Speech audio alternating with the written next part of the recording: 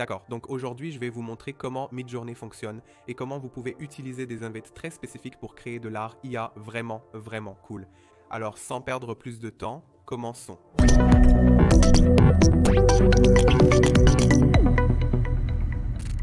Pour ceux d'entre vous qui n'ont jamais utilisé Midjourney, l'installation est très, très simple. Tout d'abord, vous devez installer Discord. Ensuite, vous devez créer votre compte sur Discord. Allez sur midjourney.com et cliquez sur le bouton qui dit « Rejoindre la bêta ». Cela ouvrira un nouvel onglet et vous devez accepter leur invitation. Cela vous ajoutera au serveur Midjourney sur Discord. Si vous regardez sur le côté gauche, il y a cette chose appelée « salle ». Vous trouverez ce mot appelé « débutant ». Donc, chacun de ces débutants est une salle où vous pouvez mettre une invite pour mettre une invite dans la section de chat tapé /imagine et écrivez tout ce que vous voulez. Vous trouverez des milliers de personnes postant leurs invitations ici et voyant leurs résultats. Mais il y a une autre façon d'amener Midjourney dans vos propres serveurs personnels et c'est la technique que je vais utiliser aujourd'hui. Vous pouvez donc créer votre propre serveur en cliquant sur le plus sur le côté gauche, nommez ce que vous voulez, puis revenez à Midjourney, cliquez sur cette icône de liste de membres en haut, cliquez sur le bot de Midjourney, cliquez sur Ajouter au serveur et sélectionnez votre propre serveur et maintenant Midjourney va être disponible dans votre propre serveur privé. Et vous n'avez pas à traverser ce désordre et ce chaos de tout le monde qui inonde la section de chat. Donc maintenant, j'ai mon propre serveur privé devant moi et nous verrons comment je vais utiliser des petits conseils et astuces pour faire des images vraiment très cool. Alors commençons simplement par quelque chose de très simple. Si je tape Imagine et disons simplement un donut rouge, ce sera une invite très simple, n'est-ce pas? Et une fois que je commence à donner l'invite, vous réaliserez qu'il y a ce mot appelé rapide. Par défaut, Midjourney utilise ces paramètres rapides, consommant plus de crédit, d'où mon choix du plan pro. Actuellement, dans le plan gratuit, vous obtenez environ 25 images, mais dans le plan pro, vous avez plus de crédit. Si vous ne voulez pas épuiser rapidement vos crédits, si je clique sur /relax, il passera en mode détente. Ici, je pourrais ne pas épuiser trop rapidement mes crédits. Et cela ne consomme pas d'heures rapidement, mais pourrait prendre un peu plus de temps et vous pouvez toujours revenir en cliquant sur rapide. Donc je vais juste revenir à rapide, juste pour cette vidéo. Désolé, et notre beignet est également prêt. Donc par défaut, voici à quoi ressemble notre beignet. Droit comme il semble assez bon, même si l'invite était super simple. Maintenant, discutons d'abord du rapport d'aspect. Par défaut, Midjourney va vous donner des images carrées, mais si je copie à nouveau cet invite copy / imagine un donut rouge, R2 état 3, maintenant ça va me donner une image haute. Maintenant, c'est ainsi que fonctionne le ratio. Ce 2 état 3 est essentiellement la largeur par rapport à la hauteur. Donc ma largeur est 2x et ma hauteur est 3x, donc maintenant quand j'obtiens un nouveau résultat, je vais obtenir une hauteur plus longue.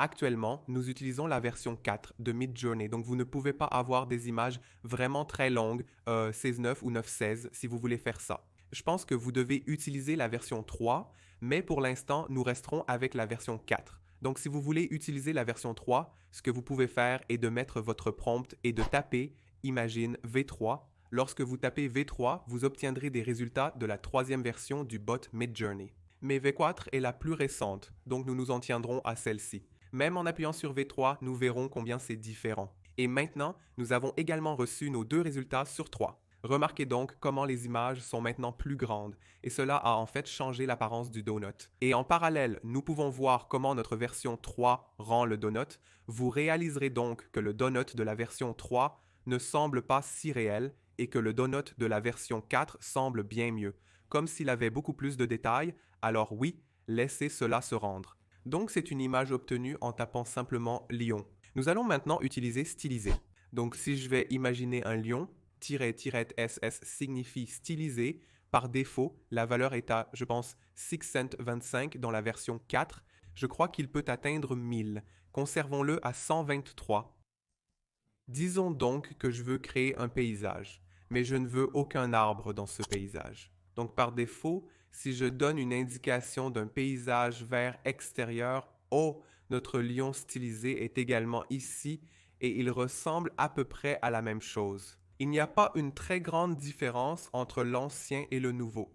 J'ai l'impression que le nouveau a juste plus d'éclat et plus de détails autour de la fourrure. Mais oui, si j'écris un paysage vert en plein air par défaut, il va me montrer des nuages et des arbres. Maintenant, si je veux exclure une certaine section du paysage, disons simplement que je ne veux pas d'arbres. je peux utiliser la commande non. Donc je vais taper, imagine un extérieur,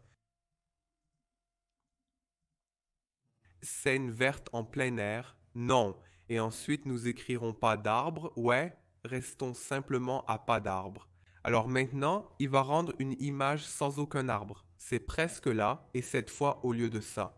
Il a mis une maison au lieu d'un arbre, ce qui est très créatif. Parce que si vous voulez montrer un paysage extérieur et juste remplir l'espace, d'accord, donc maintenant nous avons cette image où vous n'avez pas autant d'arbres que nous en avions avant.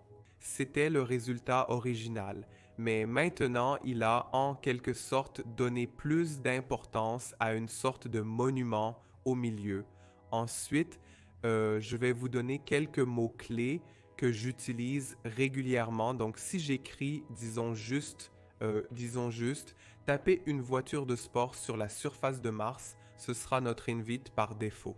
Maintenant, si j'écris les mots 3D hyper réaliste et vivant, vos rendus vont avoir l'air 10 fois plus cool. Donc je vais juste prendre la même commande, copier-le, /imaginer, écrire 3D hyper réaliste vivant et même détailler à droite.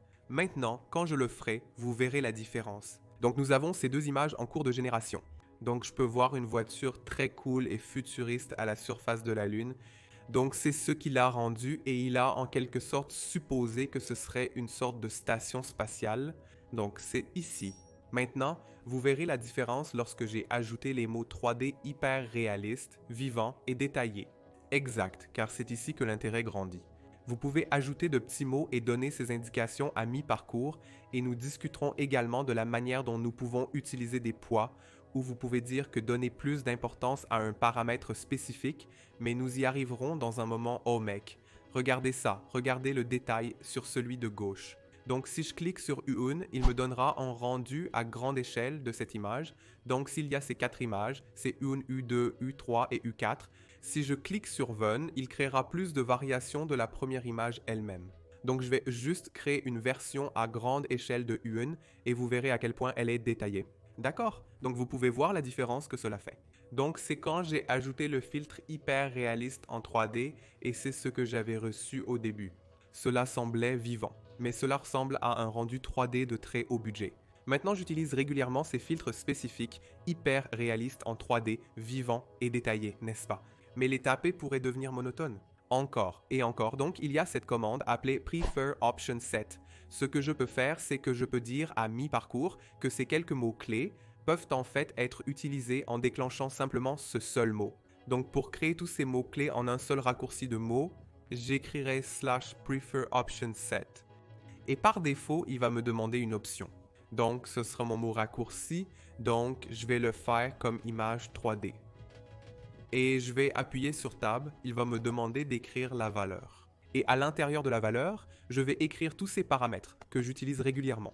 Donc, je vais écrire 3D hyper réaliste détaillé comme dans la réalité.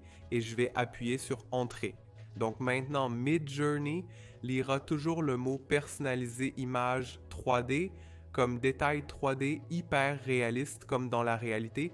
Donc si je veux ajouter, disons juste, imaginez Batman et Spider-Man traînant ensemble, que cela soit ma prompt par défaut. Je vais donner la même commande maintenant, mais je vais utiliser notre option personnalisée. Donc nous avions défini l'image 3D comme cette option. Je vais écrire -- image 3D et donner la commande à nouveau. Et cette fois, le bot Midjourney va remplacer cette option personnalisée, ce truc tirette par la chaîne de paramètres. Donc, au lieu d'écrire image 3D, il a en fait donné des détails de ligne de vie hyper réalistes. 3D. Donc, vous pouvez gagner beaucoup de temps si vous utilisez régulièrement un certain ensemble de filtres. Maintenant, disons simplement que je ne veux même pas taper cette image 3D encore et encore, comme il y a certaines commandes que j'écris régulièrement. Disons simplement que vous voulez créer un lot d'images qui sont probablement dans un ratio de 2:3, donc vous pouvez en fait aller à préférer suffixe et vous pouvez maintenant ajouter une valeur. Disons simplement R 2:3. Donc maintenant, votre suffixe est AR 2:3. Il va être attaché à chaque invette que vous utilisez. Maintenant, regardons simplement les images que nous avons reçues plus tôt. Oh, ça a l'air plutôt génial. En fait, nous avons cette version où Spider-Man est sans son masque et il est assis avec Batman. Génial, ça a l'air plutôt cool. D'accord, donc la prochaine commande est super importante et elle s'appelle poids du mot. Parfois, vous donnez une série de paramètres, mais vous voulez, en cours de route, privilégier un certain mot. Donc si j'écris Batman, oh, ne nous limitons pas seulement aux super-héros. Faisons simplement cela un chien poursuivant une voiture de sport dans l'espace, d'accord? Je vais appuyer sur Entrée. Ce sera notre commande par défaut. Maintenant, dans la deuxième version, je vais prendre et remarquer comment il a attaché AR 2 à 3 parce que c'est notre suffixe. Donc je vais copier la même commande, la coller ici.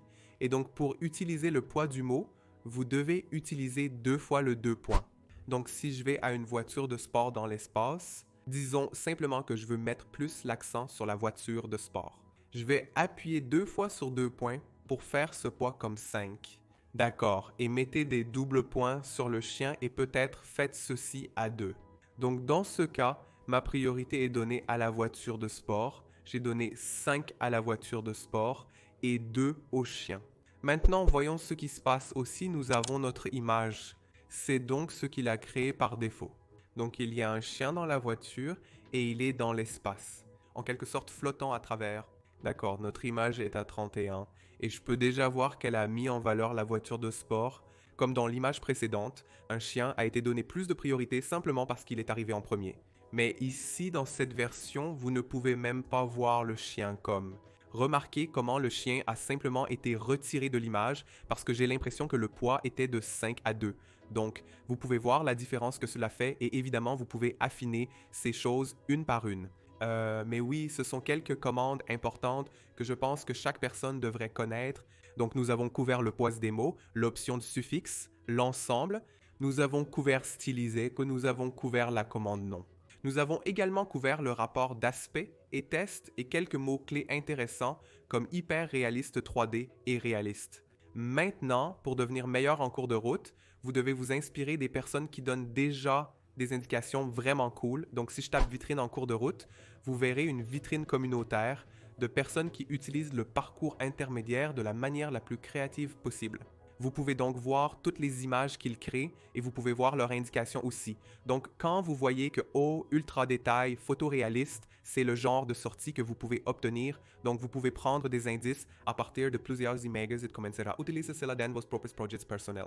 Je pense personnellement que le plan gratuit n'a que 25 images, c'est pourquoi j'ai investi dans le plan pro et cela ne coûte pas trop cher. Je pense que c'est un assez bon investissement étant donné que j'ai tellement appris simplement parce que j'ai la possibilité d'utiliser cela régulièrement et pour être honnête, c'est juste le début. Comme en 2023, je pense que chaque personne devrait savoir comment fonctionne Midjourney et nous sommes à la version 4. Je ne peux même pas imaginer ce qui va se passer à la version 9 ou à la version 10, mais vous devriez simplement sauvegarder ces images.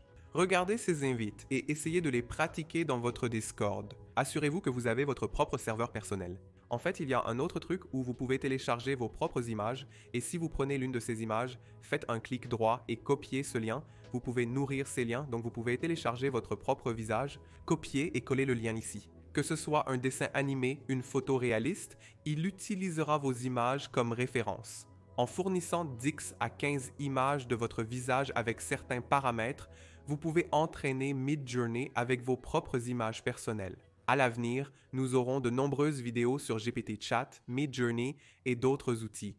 Abonnez-vous et aimez cette vidéo et partagez vos souhaits dans les commentaires. Si vous êtes nouveau, je suis Ansh Mehera. Je discute principalement de design et de technologie. Nous proposons un cours gratuit de 15 épisodes sur le design UX, disponible en hindi et en anglais. Le lien est dans la description. Si vous créez vos propres images de Midjourney, postez-les sur Instagram et taguez-moi à Ansh Mehera. En résumé, j'espère que cette vidéo vous a apporté des connaissances intéressantes. Continuez à créer des choses géniales. À la prochaine. Si vous aimez cette vidéo, assurez-vous de cliquer sur j'aime et d'appuyer sur le bouton s'abonner. Je télécharge souvent des vidéos sur le design UX, le marketing et le storytelling.